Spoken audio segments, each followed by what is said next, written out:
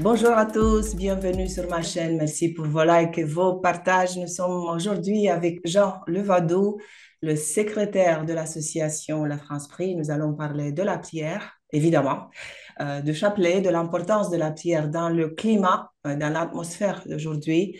Jean va également nous parler d'une apparition qui est peut-être moins connue, celle de Pondman et de ses messages. Et il a aussi une annonce à faire concernant un événement à Poma le 2 octobre. Et comme je suis orthodoxe, je vais enrichir un peu ce dialogue avec la vision orthodoxe sur la pierre et je vais vous faire découvrir un petit peu le chant byzantin. Donc, restez avec nous jusqu'à la fin. Bienvenue, cher Jean. Je suis ravie de vous avoir ici. Merci Susanna de m'inviter sur ta chaîne et je suis vraiment heureux de partager un moment chrétien avec toi et tes auditeurs. C'est très bien. Ben, en fait, je vous reçois ici dans mon studio qui est en fait mon atelier. Vous voyez derrière moi quelques tableaux, c'est les miens. Et le plus récent, c'est celui du Seigneur. Euh, si les tableaux, je vous le montre. Si les tableaux, je ne sais pas si vous voyez mieux maintenant. Là, si on voit bien, ouais. Voilà. J'ai eu du mal à faire sa couronne, donc j'ai pleuré tout au Il est magnifique ton Christ. Enfin, il dégage une expression de douleur, souffrance et d'espérance à la fois. Oui, voilà, il est beau. Non, je t'assure qu'il est vraiment beau. Ouais.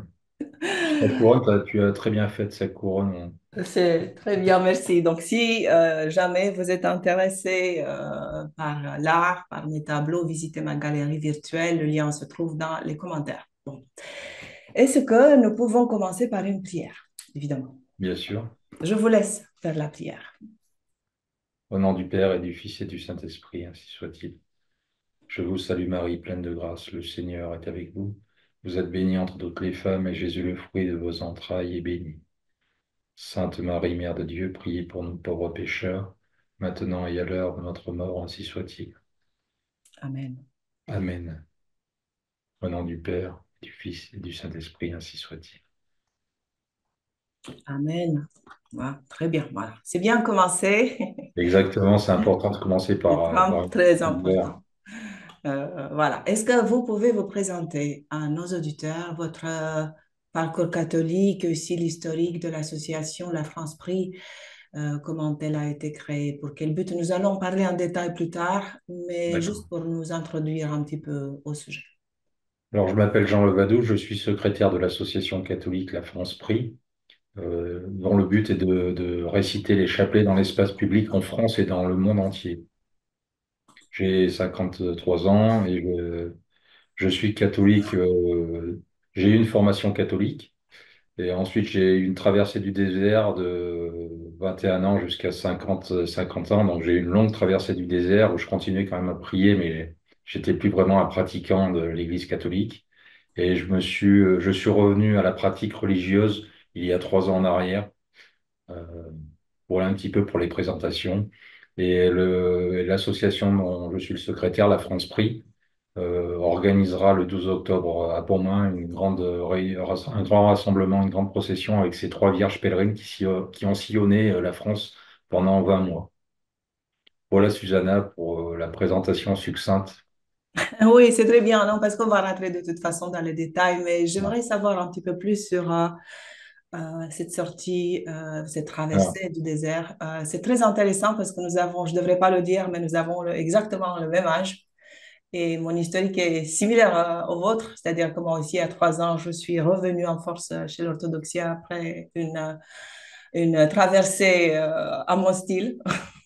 Donc, est-ce que vous pouvez partager un petit peu un bien sûr. témoignage? Qu'est-ce qui a fait que vous êtes revenu à la foi?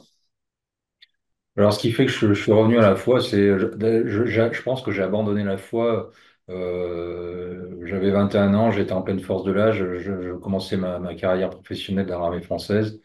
Donc, j'avais mis un peu de côté le bon Dieu et la Sainte Vierge. C'était priorité à mon travail, priorité à moi, c'était mon ego personnel qui primait sur le bon Dieu. Mais néanmoins, j'avais toujours au fond de moi-même cette petite lueur qui me faisait prier régulièrement. Alors pas tous les jours, mais presque. Je disais toujours mon petit Ave Maria, ma petite prière du soir. J'avais toujours une pensée dans une église quand je passais. Et bon, après cette traversée du désert de 30 ans, je pense quand on arrive vers 50 ans, on se pose plus de questions. Ben, on approche aussi, on va dire, de la deuxième partie de carrière et de la mort aussi, hein. Et on se pose des questions, on se dit, est-ce que tout ce bien-être sur Terre est le plus important dans sa vie, ou est-ce que le plus important, c'est sa foi, le bon Dieu? Et qui est mort, lui, sur la croix et qui est mort pour nous tous. Donc on se dit finalement on l'a trahi. J'avais l'impression d'avoir trahi le bon Dieu et de l'avoir oublié pendant 30 ans. Donc je suis revenu petit à petit à la pratique et je me suis retourné vers la croix, hein, dont tu as si peint magnifiquement ce joli tableau. Je suis revenu vers ce Christ souffrant qui a donné sa vie pour nous. Donc voilà un petit peu. Et après, du coup, je me suis remis à la pratique. Je me suis remis dans le droit chemin aussi dans ma vie, on va dire, euh, professionnelle et personnelle. Euh, Oui, Puis je suis retourné à la messe le dimanche. Et puis voilà, j'ai repris petit à petit pied à l'étrier avec la prière du chapelet, hein, également. Je pense que la Vierge Marie a intercédé pour que je revienne vers son fils. Donc, d'ailleurs, je vous présenterai, je l'ai ramené un beau chapelet, un chapelet de combat, voilà, avec la jolie croix du pardon. Voilà, donc, d'où l'importance de la Sainte Vierge qui intercède beaucoup auprès de son fils pour nous. Voilà, d'accord. Mais il y a toujours la grâce parce que ce serait bien si tout le monde à 50 ans se tournait vers Dieu, mais bien c'est sûr. pas le cas du tout. Il y a le mystère de l'intervention divine.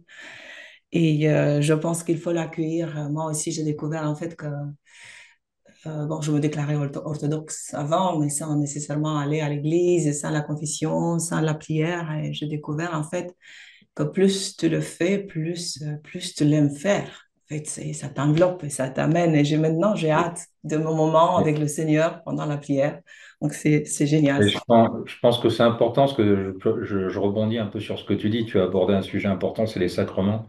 Je pense qu'on ne peut pas vivre de la grâce et du bon Dieu sans les sacrements, sans le sacrement de pénitence, de réconciliation, sans le sacrement de l'Eucharistie.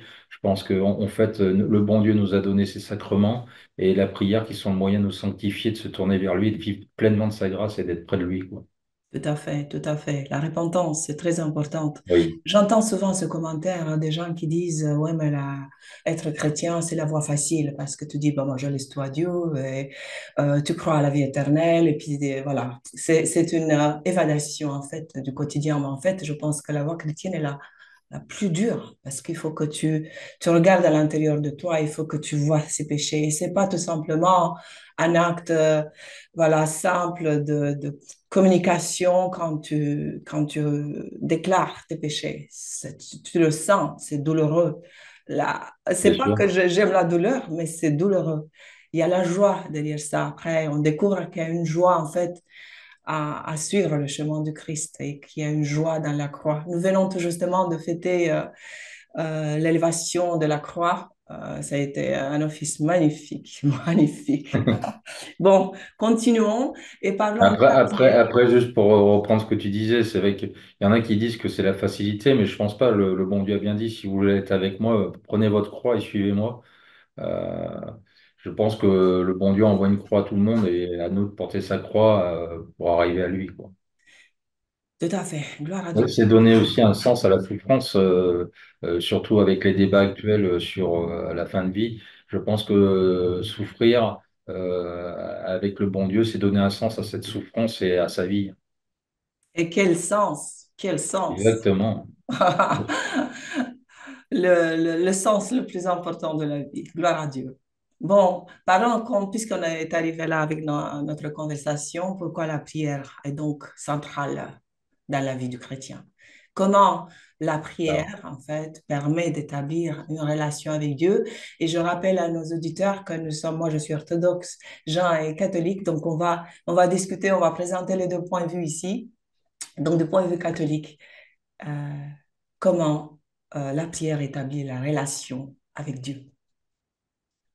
alors la prière, c'est vraiment un moyen de sanctification très important. Alors la prière, c'est quoi? Sainte Thérèse d'Avila, qui est une grande sainte, disait prier, c'est parler à Dieu, mais avec amour en fait. Donc c'est ce cœur à cœur avec le bon Dieu, cette prière. Parler de la prière, en fait, comment est-ce que vous la percevez? Comment vous Bon, la vivez-vous, la prière, Jean? ben, moi, je la vis, faut la vivre intensément, c'est-à-dire c'est déjà fixer son imagination, faut rester concentré, faut, comme on dit, c'est prier pieusement. Comme tu disais, ça sert à rien, comme les païens, d'être des moulins à prière, d'être creux et sans sens, que la prière soit creuse et sans sens.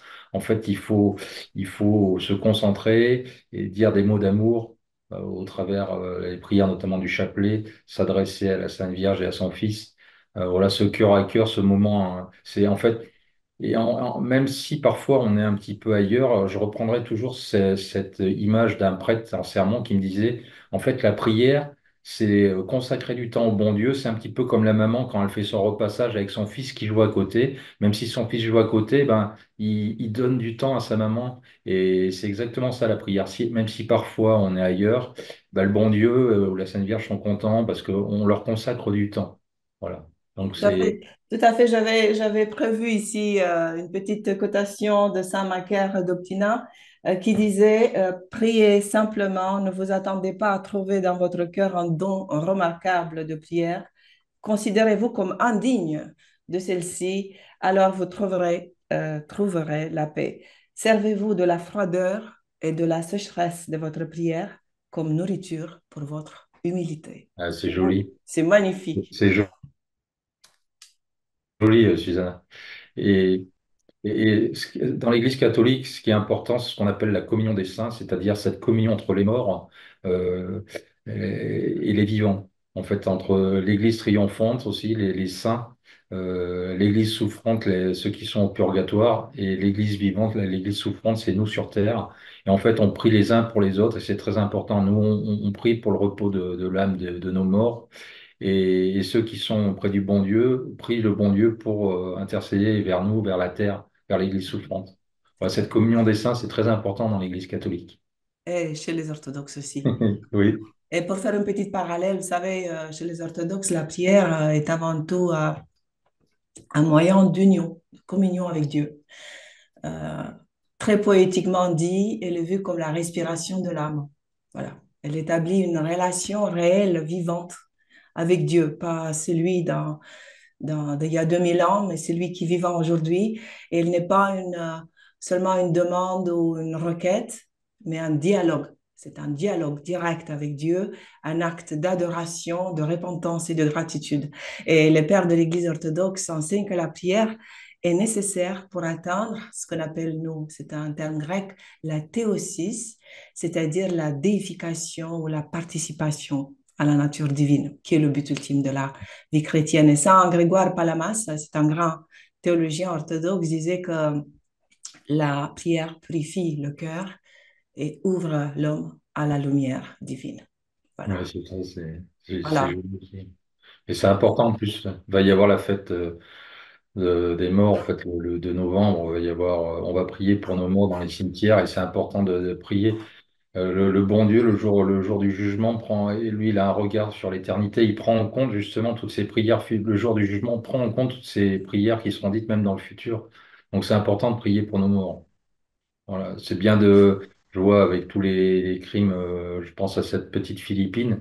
Il faut certes, je pense que le plus grand hommage qu'on peut rendre à Philippine, c'est de prier pour le repos de son âme. Voilà. Absolument. Pour qu'elle intercède pour nous, c'est donner un message d'espérance à nos larmes, en fait, en disant on va la revoir, il faut prier pour le repos de son âme et elle intercédera pour nous.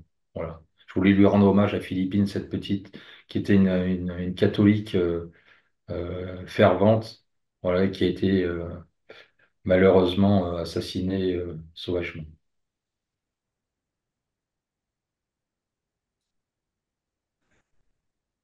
Merci de l'avoir mentionné. Ouais, de rien. Prions pour elle. Donc, vous disiez tout à l'heure, vous aviez commencé, je vous ai coupé la parole. Sur On parlait sur la de... façon de prier. Il y a différentes façons de prier. Il y a la première, enfin, je pense, c'est la prière, enfin, c'est pas, je pense, c'est la doctrine de l'Église.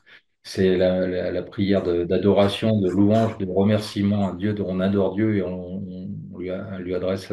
Ça se passe notamment au travers les psaumes dans l'Église, dans la liturgie de l'Église. Ensuite, il y a une façon importante de prier, c'est de demander pardon. C'est demander pardon de nous pauvres pécheurs. Et puis une troisième chose qui est importante, c'est de lui demander des choses au bon Dieu. Je prends l'exemple des apparitions de la rue du Bac à Paris. La Sainte Vierge avait des rayons qui étaient pas toujours allumés et Sainte Catherine Laboureux lui avait demandé ce qu'étaient ces rayons non voyants, non lumineux. Et en fait, la Sainte Vierge disait, c'est toutes les grâces qu'on ne me demande pas. Donc en fait, c'est important de demander beaucoup de choses au bon Dieu la Sainte Vierge à travers sa mère, notre mère à nous. Donc n'hésitons pas à prier pour certes demander pardon et demander des grâces, les grâces nécessaires pour vivre notre foi pleinement tous les jours. Absolument. Et quelle place ont la méditation et le silence, en fait, dans la prière catholique? Alors, la méditation, l'oraison, alors je vais t'avouer, Suzanne, c'est quelque chose que j'ai du mal à faire. L'oraison, se concentrer, mais l'oraison est important. J'essaye de faire 5 minutes d'oraison par jour. C'est de cœur à cœur, d'être en cœur à cœur avec le bon Dieu, de prier intérieurement, de méditer sur. Alors, pour faciliter les choses, on peut prendre une phrase de l'Évangile, on peut prendre un texte Oui. particulier, un thème particulier et se concentrer notamment sur les grands mystères de notre foi. Je pense quand je vois ton tableau, c'est de se méditer notamment sur la souffrance, sur les mystères douloureux de notre Seigneur, la souffrance et le mystère de la rédemption. On peut méditer sur la croix, donc pendant 5 minutes. Mais c'est vrai que c'est une habitude qu'il faut prendre. C'est un exercice très particulier qui est pas simple, qui est pas toujours simple. Je t'avoue que je ne suis pas un grand adepte de l'oraison parce que j'ai du mal à y arriver. Donc, vous n'êtes pas parfait. C'est vrai, là. Mais Ah, dommage. j'aimerais savoir faire une bonne oraison plus facilement. Mais pour moi, ça m'est difficile l'oraison. Ouais. La méditation, c'est pas simple. Ce que je fais, ça, seulement depuis quelque temps, parce que j'ai vu dans les suggestions des livres de prière que j'ai, les livres de prière orthodoxes, qu'avant de commencer en fait notre série, parce que nous avons une série de prières à dire avant d'arriver à lire l'Évangile, euh, on fait le signe de la croix et on s'arrête. On prend une minute ou deux. On reste en silence et ensuite on commence. Et à la fin, pareil. Donc, une fois qu'on a fini tout ce qu'on voulait faire, la prière personnelle et tout ça, à la fin, on reste encore en silence parce que c'est comme si, bah, comme si, c'est pas comme si, c'est la vérité. On était en sa présence. Donc, c'est pas facile comme vous dites, mais je Non. pense qu'au fur et à mesure, en le faisant, pas commencer avec 30 minutes, mais vraiment une minute, c'est quelque chose déjà pas mal, je pense. Oui. Ouais. Je sais que moi, ça m'arrive de faire des exercices de Saint Ignace de Loyola, de faire une retraite spirituelle, j'en ai fait une il y a 2 ans. On demande à ce qui est un quart d'heure d'oraison par jour. Et moi, ce que je fais quand j'y arrive pas, c'est je prends mon missel et je lis un évangile particulier pendant un quart d'heure. Je lis la Passion du Christ, par exemple, pendant un quart d'heure. Voilà, ça m'aide à méditer, mais voilà. Est-ce que vous avez l'habitude de lire les psaumes? Parce que nous, oui. Alors, les psaumes, effectivement, les psaumes, on les dit à la messe du jour, à la messe du dimanche. À chaque messe, il y a des psaumes attachés à la messe du jour. Et ensuite, il y a les vêpres du dimanche, où Ouais, il y a beaucoup de psaumes. Voilà. Et cool. donc, c'est vrai que l'Église a l'habitude de louer le bon Dieu au travers les psaumes. Ouais. Bon, Après, chez les orthodoxes, il y a plusieurs types de prières également. Il y a, en premier temps, il y a la plus importante, c'est la prière liturgique. ouais. C'est la prière publique, et en particulier celle de la divine liturgie, qui est la messe orthodoxe, qui est au cœur en fait de la vie orthodoxe, spirituelle orthodoxe. Et ensuite, nous avons la prière du cœur. Je ne peux pas ne pas parler de cette prière, la prière Hésicaste. Est-ce que vous la connaissez? Non, je la connais pas. Non? On l'appelle la prière du cœur ou bien la prière de Jésus, qui est la suivante. Seigneur, Jésus-Christ, Fils de Dieu, aie pitié de moi, pécheur. Voilà. Ouais, c'est joli, c'est tout simple et c'est très beau et ça exprime l'essentiel de notre foi, en fait. Ah, absolument. Et en fait, elle est récitée de manière répétée. Et dans la tradition hésicaste, elle, elle devient ou devrait devenir une prière continue, reliée complètement à la respiration. Donc, on commence en la répétant à haute voix et par la suite, quand elle est bien intégrée dans l'esprit, et l'esprit peut la répéter facilement, elle est intégrée à la respiration. Donc, j'inspire sur Seigneur Jésus-Christ, Fils de Dieu, et j'expire sur Aie pitié de moi, pécheur.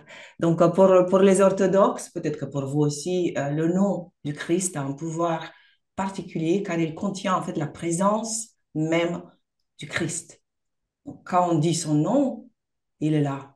Hein. Donc, en prononçant son nom, le croyant entre en contact direct avec lui. Et pour clarifier le terme d'hésychasme, il a une origine grecque, évidemment. Je pense que c'est Hesychia, qui veut dire silence ou tranquillité. Donc, la prière du cœur, la prière de Jésus est une façon d'arriver à cette paix, à cette tranquillité qui ne vient, qui ne peut venir que de lui. Il n'y a pas d'autre paix dans ce monde que la paix du Seigneur. Et un autre point important, la prière sert, si je peux utiliser ces mots, euh, à trois niveaux ou les trois étapes de l'âme. Il y a la purification, l'illumination et la déification. La purification, en fait, c'est la purification de l'esprit, de tous ces petits démons, de toutes ces pensées, des distractions et des tentations spirituelles. Ensuite, l'illumination, et ça, c'est, je pense, spécifique à l'orthodoxie. Donc, vous allez apprendre quelque chose. Euh, pour les hésychastes, donc pour les moines, pour les pères de l'Église, la répétition continuelle Jésus conduit déjà à cette purification du cœur, mais par la suite, à terme, euh, c'est à la vision de la lumière incréée, la lumière de Dieu. Donc, cette lumière est considérée comme la gloire divine manifestée, une expérience mystique. Et la troisième étape, c'est cette déification, en fait. Comment est-ce que c'est dit dans l'Évangile? Dieu est devenu homme pour que nous puissions participer à la nature divine. Voilà. Je le connaissais, oui, parce que comme je t'avais dit, j'ai fréquenté un petit peu les orthodoxes quand j'étais dans Oui. les Balkans, hein. J'ai assisté notamment à une première communion orthodoxe quand j'étais en République Srpska en Bosnie. Et Mhm. j'avais trouvé, d'ailleurs, c'est une première communion qui se fait sous les deux espèces, sous les espèces du pain et du vin. Même pour les petits, ouais, j'avais trouvé ça admirable.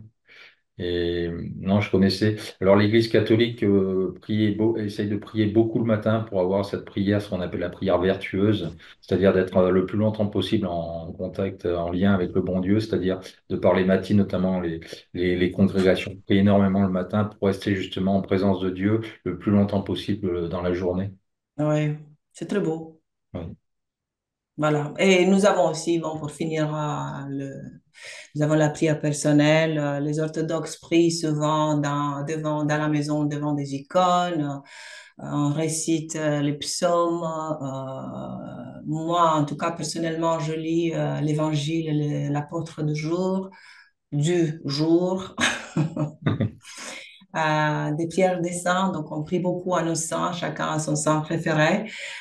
Évidemment, des prières spontanées. Donc, voilà, quand... Moi, personnellement, Susanna, moi, je porte le scapulaire de Notre-Dame du Mont Carmel. Je le Oui, porte depuis 2 ans. Je me le suis fait imposer. Donc, c'est un scapulaire où la Sainte Vierge donne une protection particulière. Et pour porter ce scapulaire, en fait, il faut dire tous les jours son chapelet. Donc, ce fameux chapelet qu'on aime prier et que la Sainte Vierge a recommandé de prier, notamment lors des apparitions de Fatima, à Lourdes, dans beaucoup d'apparitions, même à Pontmain. Elle demande à prier le chapelet. Alors le chapelet, c'est simple, c'est 5 mystères de la vie de notre Seigneur. Ça peut être les mystères glorieux, les mystères joyeux ou les mystères douloureux. Et on doit dire un Notre Père et 10 Je vous salue Marie, 10 Ave Maria. Et ça, on doit le répéter 50 fois. Donc ça fait 50 plus 3 au départ, ça fait 53 Ave Maria. Et ce chapelet, si possible, on essaye de le prier tous les jours. Donc ça, typiquement, c'est un chapelet de combat que j'ai acheté à la cathédrale d'Amiens. C'était le chapelet qui avait été fait par l'armée américaine qu'elle donnait à ses soldats pendant la Première Guerre mondiale en Ah, France pour les protéger. intéressant. On a eu beaucoup de témoignages de protection pendant la Grande Guerre, la Première Guerre mondiale, par les soldats américains qui ont été protégés parce qu'ils récitaient quotidiennement leur chapelet. Ah, il est très beau. Mais Il est- alors, pouvez-vous nous parler un petit peu de l'origine et de l'histoire du chapelet dans la tradition catholique? Alors, dans la tradition catholique, le chapelet, le premier, la Sainte Vierge a révélé apparu et a révélé le chapelet à Saint Dominique au début du XIIIe siècle, lors de une des plus grandes hérésies auxquelles faisait face l'Église catholique, c'était les albigeois en France. Donc, le chapelet est parti de Saint Dominique, a été, on va dire, institutionnalisé, mis en forme par le bienheureux Père Laroche, qui était un dominicain. Et ce chapelet a été aussi un gage de victoire en 1500, c'était au XVIe siècle, en 1571 à la bataille de Lépante. Donc les armées catholiques contre la flotte ottomane, qui était une des plus puissantes et une des plus fortes au monde, a battu l'armée ottomane en priant le chapelet. Et Saint Pie V, le pape Saint Pie V, à l'époque, avait institué Notre-Dame des Victoires, qui est devenue Notre-Dame du Rosaire par la suite. Voilà. D'accord, Et celui qui l'a développé aussi en France et notamment en Vendée, c'est Saint-Louis-Marie Grignon de Montfort au XVIIIe siècle, qui a évangélisé la Vendée au travers la dévotion mariale et notamment le chapelet. Voilà. Et on dit que d'accord, la Vendée qui s'est soulevée à l'époque en 1793 a combattu avec le Sacré-Cœur, prié le chapelet, et ce chapelet a donné notamment beaucoup de martyrs en Vendée en 1793 et 1794. Bon, concernant les prières mariales orthodoxes, elles peuvent aussi être répétées, mais plutôt comme des hymnes chantés lors des liturgies. Elles sont souvent beaucoup plus poétiques et le ton est aussi louangeur, avec des références à la royauté spirituelle de Marie, à sa pureté et à son rôle dans le mystère de l'incarnation. Par exemple, je ne sais pas si vous connaissez cette prière qui est chantée à chaque liturgie, plus vénérable que les chérubins. Vous l'avez entendu? Non, mais par contre, je te chanterai autre chose après moi. Plus vénérable que les chérubins et incomparablement plus glorieuse que les séraphins, toi qui enfantais sans corruption le Dieu Verbe, tu es réellement Mère de Dieu, nous te magnifions. Ah, c'est joli. Oui, Alors, dans l'Église catholique, on a deux grands chants pour honorer et vénérer la Sainte Vierge, qui sont alors c'est des chants, moi, c'est des chants latins que je trouve magnifiques. C'est le Salve Regina, Salve oui, Regina, Mater Misericordiae. Et il y a le Magnificat, qui est un chant magnifique aussi, qui honore la Sainte Vierge. Voilà, c'est les deux plus grands chants qui ont été faits dans l'Église pour la Sainte Vierge, voilà. que je recommande à tous les orthodoxes de chanter. Oui, la prière chantée, et je veux vous faire écouter, je vais vous parler un peu plus à la fin, je ne veux pas trop prendre le temps maintenant. Alors, je crois, excuse-moi de te couper, Suzanne. Je crois que c'est Saint Dominique qui disait que chanter, c'est prier deux fois, en fait. Tout à fait, tout à fait, tout à fait. Donc maintenant, on peut arriver à l'association La France Prie. Pourquoi est-il important de prier en public, comme vous le faites? Alors, pourquoi c'est important de prier en Hmm. public? Il y a deux choses. La première, c'est dans un esprit de réparation, c'est-à-dire que notre Seigneur et Notre-Dame sont offensés publiquement tous les jours. Euh, on l'a encore vu à l'ouverture des Jeux Olympiques avec la scène qu'on a singée. Donc, en fait, c'est une façon de demander pardon publiquement. À un péché public, on doit réparer publiquement. Donc, c'est une façon de prier, de pardonner, de faire acte de réparation publiquement. Et la deuxième chose, c'est de confier l'espace public à Notre-Dame et à notre Seigneur. Donc, c'est les deux choses importantes. Pourquoi nous tenons à prier publiquement le chapelet? Souvent, même au sein des catholiques, hein, il y a des prêtres qui nous disent, mais pourquoi vous priez pas le chapelet à l'intérieur des églises? Oui, Ben, on leur explique que c'est pour réparer publiquement les offenses et puis pour confier l'espace public à notre Seigneur et à la Sainte Vierge. Voilà. Donc, voilà. Donc, c'est une association Et il y avait un troisième but à l'époque, parce que cette association a été lancée au moment du Covid. c'était de créer un lien social, parce qu'au moment du Covid, avec tout le confinement qui avait été mis en place, les gens étaient isolés chez eux et étaient contents de se retrouver au pied d'un calvaire pour prier. Voilà, et ça redonnait un lien social aux personnes seules. En fait, si je vois un avantage majeur de cette, appelons-la pandémie, euh, c'est le retour vers Dieu. En fait, il y a Exactement. plusieurs Ouais. personnes, il y a énormément de gens qui se sont retournés vers la foi, vers Dieu. Donc, en fait, gloire à Dieu. C'est lui, en fait, les pères, les saints-pères disent toujours que, en fait, Dieu a cette capacité extraordinaire de transformer tout mal en bien. Exactement. Oui, Tout à fait, mais c'est important. oui. Et à travers, et c'est exactement ce que tu dis, c'est d'un mal, il en a fait un de bien. Il y a eu énormément de conversions suite à cette pandémie, parce que les gens se sont retournés, ont eu un peu peur, même si je pense qu'on en a trop fait hein, sur cette pandémie, mais voilà, c'est mon avis que personnel. Et j'en veux aussi, je veux tirer ma révérence et je veux remercier tous les prêtres qui ont continué à dire la messe et à délivrer les sacrements pendant la pandémie. La France et le monde sont dans l'état dans lequel euh, ils le sont.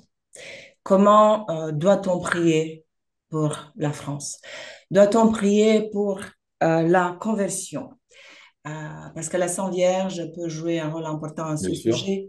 Nous avons besoin de sa protection, mais pas seulement pour la France, car le monde entier est un peu exactement. dans un état euh, de- de- terrible.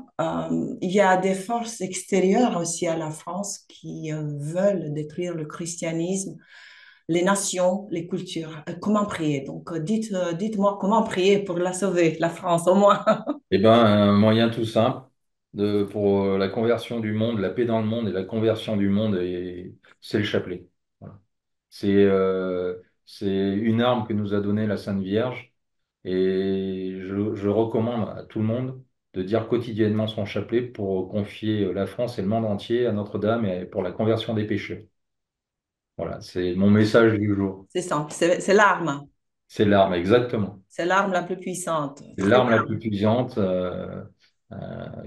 Et à chaque apparition, elle nous a recommandé de prier ce chapelet. C'est voilà. Donc, ne réinventons pas l'eau chaude. C'est ce que je dis souvent à certains, même à certains catholiques, même à certains prêtres. La Sainte Vierge elle a donné des armes toutes simples. Elle a fait des recommandations. Et ben, appliquons ces recommandations, notamment par la prière du chapelet. Très bien, très bien. Elle est là, avec nous. Exactement. Donc, Très belle peinture. pardon? Alors, sinon, en plus, alors l'association, en plus de ses chapelets publics, donc on peut trouver un groupe de prière sur son site hein, www.lafranceprix.org. Vous avez une carte interactive où il y a tous les chapelets, donc vous pouvez regarder dans votre village si vous avez un chapelet. S'il n'existe pas, vous pouvez en créer un sur la carte et faire un chapelet public. Les orthodoxes sont les bienvenus, hein. Oui, Les orthodoxes et les orthodoxes sont les bienvenus également merci. au retour des Vierges pèlerines. Avec plaisir. Le 12 octobre à Pontmain, ça me ferait plaisir de voir des orthodoxes processionner pour rendre hommage à la Sainte Vierge. Très bien. Bon, on va parler de ça un petit peu plus Avec tard. Est-ce que vous pouvez nous parler un petit peu de la Vierge ou des Vierges pèlerines? Nous expliquer ce que c'est, surtout pour ceux qui ne sont pas catholiques, plaisir.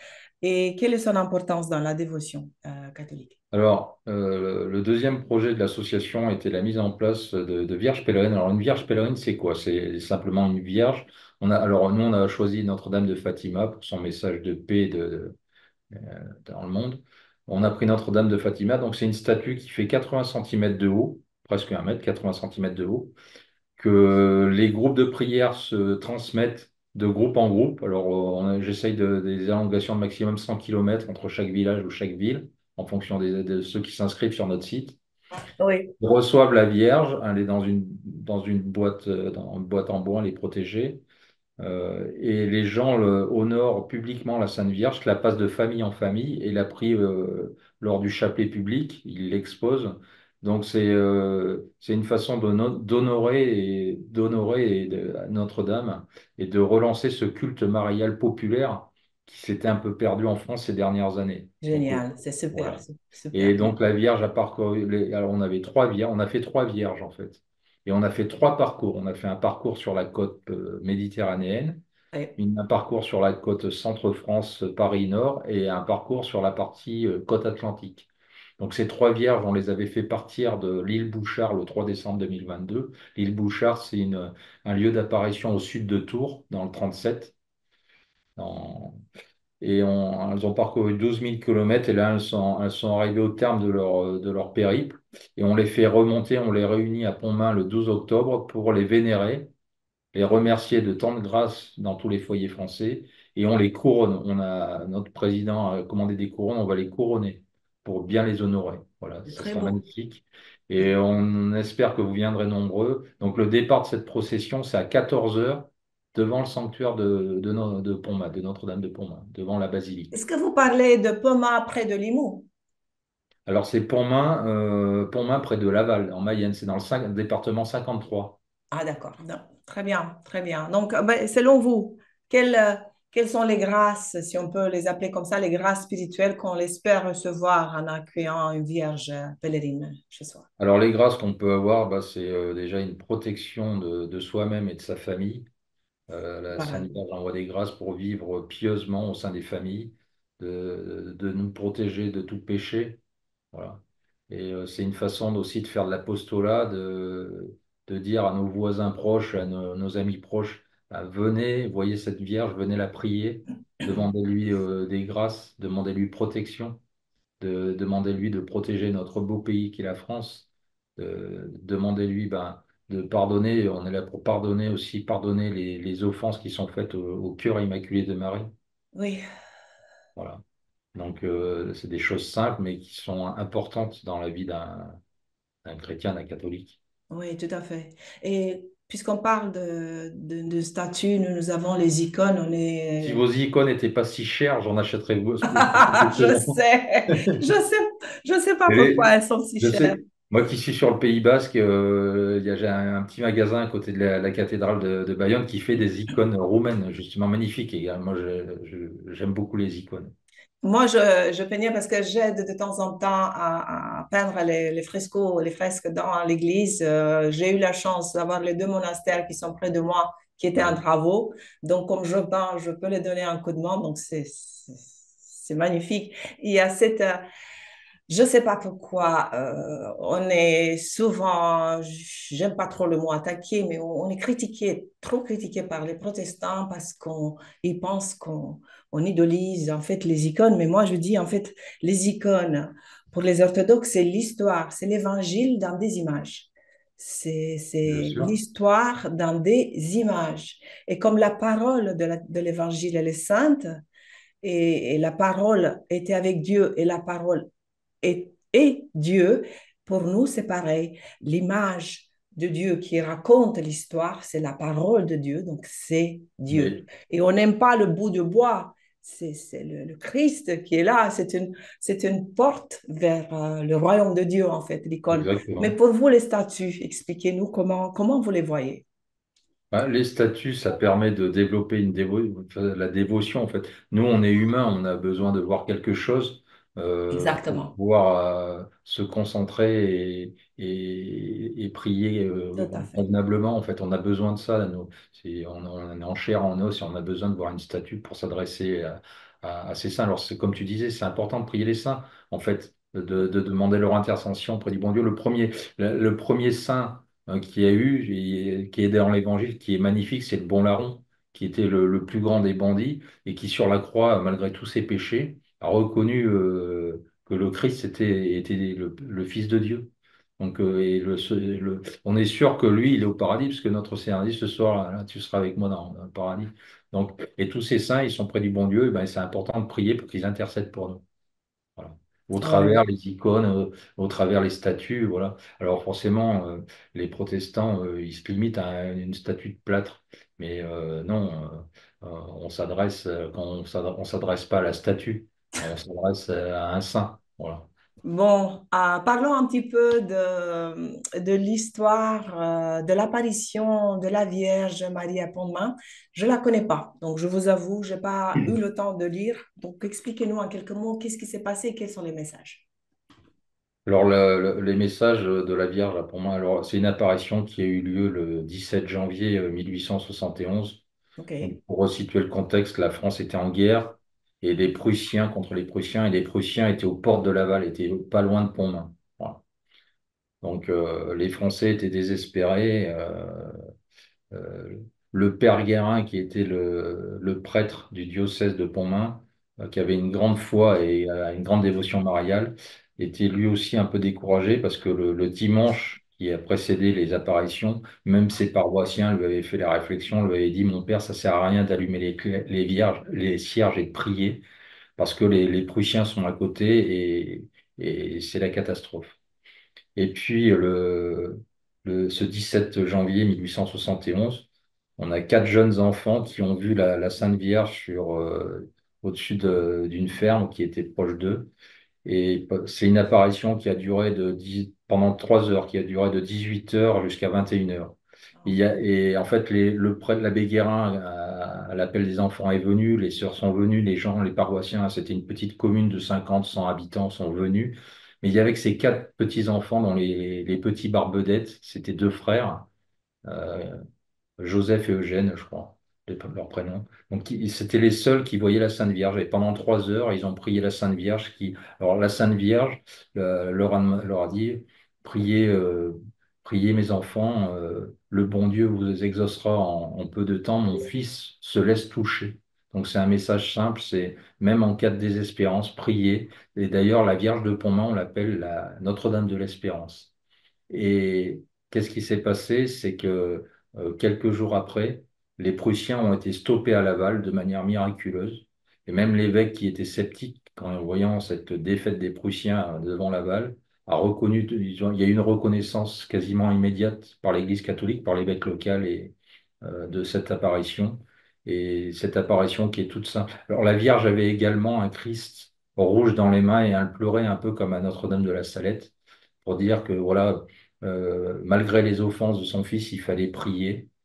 Et quand il y a eu ces chants, il y a l'Ave Maris Stella qui a été chanté par l'abbé Guérin et ses quatre petits qui voyaient la Vierge. Le crucifix rouge a disparu et la Vierge s'est mise à sourire pour dire, ben voyez, prier c'est important, euh, ça, ça ravive mon cœur immaculé et moi je m'adresse vers mon fils pour qu'il intervienne pour vous protéger et pour vous sanctifier. Donc, c'est une apparition qui est très simple, mais qui délivre des messages principaux sur l'espérance et sur la prière. Voilà, pour finir, répétez s'il vous plaît les détails de cette journée du 12 Tous octobre. les chrétiens sont les bienvenus et même si vous êtes orthodoxe, venez. À 14 heures, on se retrouve devant le sanctuaire. On mettra les vierges les trois vierges sur des brancards portés à dos d'homme. On processionnera autour du sanctuaire de Pontmain pendant 1 heure, donc de 14 heures à 15 heures, en récitant le chapelet et les chants à la Sainte Vierge. À 15 heures, on se retrouve dans l'église paroissiale qui est à côté du sanctuaire. Et là, on va couronner les vierges et remercier la Sainte Vierge pour toutes les grâces qu'elle a apportées à la France et aux familles qui l'ont reçue pendant 20 mois. Et ensuite, à 16 heures, c'est le côté plus convivial. On reçoit tout le monde, on fait un goûter partagé où il y aura un petit chanteur, un petit troubadour catholique, Louis-Antoine, qui chantera aussi. Et là, on fera un goûter partagé. Voilà. Ah bah, c'est super. Bon, Voilà moi, pour j'espère que vous allez pouvoir participer, ceux qui bien nous écoutent sûr. maintenant, que vous allez pouvoir participer en grand nombre. Vous pouvez contacter Jean en utilisant ces coordonnées Alors, que je vais ils ajouter. peuvent me téléphoner hein, sans problème. Téléphoner directement. Ils peuvent m'appeler. Mon téléphone, c'est le 06 58 80 35 20. Ils m'appellent et je leur donne les modalités pratiques ou s'il y a des covoiturages, voilà, qu'ils n'hésitent pas à m'appeler. Je Très répète bien. 06 58 80 35 20. Voilà, gloire à Dieu, gloire à Dieu. Et avant de faire la prière pour compléter cette émission, je vous propose d'écouter ensemble une prière orthodoxe, plutôt un hymne liturgique nommé le Trisagion. Vous connaissez? Non, je ne connais pas. Saint Dieu, Saint fort, Saint immortel, aie pitié de nous. Le chant, ce n'est pas pour orner la prière, mais pour l'élever et la rendre vivante. En fait, c'est un moyen de prier avec tout son être, en engageant non seulement l'esprit et le cœur, mais aussi la voix et le corps. Donc, écoutons ensemble pour nous mettre un petit peu dans l'atmosphère pour la prière finale. Je vais partager l'écran. J'espère que le son sera bon. Donc, écoutons.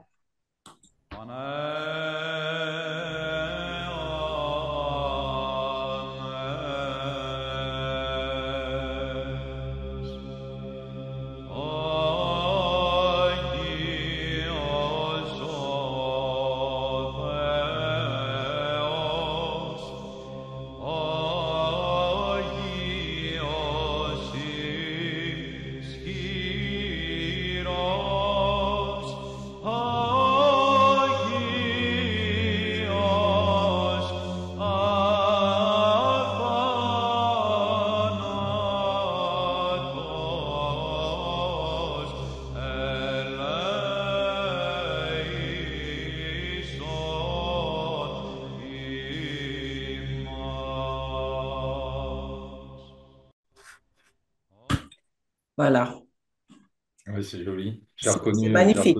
J'ai reconnu Saint-Georges qui terrasse le démon. Ouais, pardon? J'en ai un juste à côté Ah ici. oui? Donc les paroles sont en grec, Hagios Otheos, Hagios Ischyros, Hagios Athanatos, Eleison. Vous reconnaissez Eleison, Oui, à la Imas. messe. À Euh, la messe, nous avons le Kyrie eleison, Christ eleison, qui, oui, qui est la seule prière grecque qui reste dans la messe du oui, dimanche. qui reste, oui, oui. Donc pour finir, est-ce que vous voulez faire une prière, cher Jean, ou voulez, ça c'est un piège, ou voulez-vous que je partage une prière orthodoxe à la Sainte Vierge? Eh bien, allez-y, je t'en prie, Susanna. C'est une prière qui vient c'est une traduction en fait du mitropolite Antime Libère. Donc en roman, on l'appelle Saint Antime Iviranu. C'est un géorgien orthodoxe qui a été établi en Valachie, donc c'est l'ancienne Roumanie. Et c'est grâce à lui, en fait, que des traductions religieuses et les messes en roman se sont répandues. Donc voilà, c'est grâce à lui. Maîtresse de Dieu, Mère de Dieu, Reine du ciel et de la terre, l'honneur et la gloire des chrétiens. Tu es plus haute que les cieux et plus pure que le soleil. Sainte Vierge, espérance des pécheurs, épée de ceux frappés par les vagues de la vie, regarde sur ton peuple, vois ton héritage. Ne nous laisse pas, pécheurs, mais garde-nous et sauve-nous des russes du diable qui nous ont entourés de douleurs, de besoins et de maux. Aide-nous, Vierge, car nous périssons. Aie pitié de nous, car nous t'avons pour notre aide, et nous espérons en toi que tu dompteras ton Fils par tes prières toutes puissantes et invincibles, afin qu'il nous rende son abondante miséricorde. Et afin qu'il nous rende tous dignes de garder notre vie honnête et irréprochable, afin que d'une seule bouche et d'un seul cœur, nous puissions toujours te magnifier et que nous puissions vous dire, réjouissez-vous Marie, pleine de grâce, le Seigneur est avec vous. Amen. Amen. Et si tu permets, j'ai une petite prière de la Vierge que mon papa, qui est décédé le jour de Noël il y a 3 ans, disait tous les jours. C'est une prière qui est très simple, très belle. C'est sur les souffrances. C'est ô Vierge sainte, au milieu de vos jours glorieux. N'oubliez pas les tristesses de la terre. Jetez un regard de bonté sur ceux qui sont dans la souffrance, qui luttent contre les difficultés et qui ne cessent de tremper leurs lèvres aux amertumes de cette vie. Ayez pitié de ceux qui s'aimaient et qui ont été séparés. Ayez pitié de l'isolement du cœur. Ayez pitié de la faiblesse de notre foi.